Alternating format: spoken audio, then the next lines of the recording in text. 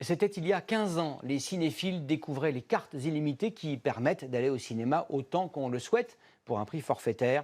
Les théâtres privés parisiens, qui ne sont donc pas subventionnés par l'État, ont lancé il y a quelques mois une formule identique. Charlotte Casanova et Anne Barrier ont voulu voir comment fonctionnait ce passeport pour les trois coups. Depuis 3 mois, Mickaël voit toutes les pièces qu'il veut, quand il veut, grâce à un pass illimité.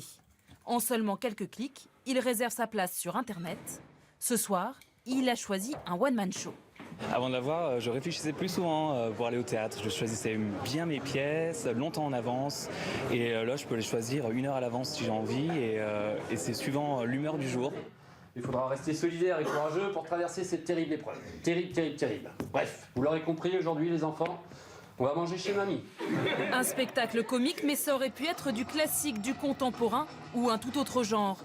Pour 25 € par mois, Mickaël a accès à près d'une 50aine de petits théâtres privés parisiens et à plus de 200 spectacles. Désormais, il y va 3 fois par semaine, contre 3 fois par an auparavant. Comme pour la plupart des spectateurs, il était souvent rebuté par les tarifs élevés. C'est vrai que quand c'est cher, on réfléchit à 2 fois avant d'y aller ou pas, parce qu'on a peur d'être déçu, on a envie d'en avoir aussi pour notre argent. À l'origine de cette formule d'abonnement, Benjamin, ancien chargé de communication.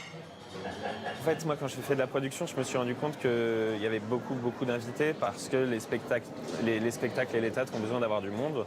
Et ce qu'on s'est dit, c'est plutôt que de mettre des invités, autant faire venir des gens qui vont venir régulièrement et qui vont rapporter de l'argent au théâtre.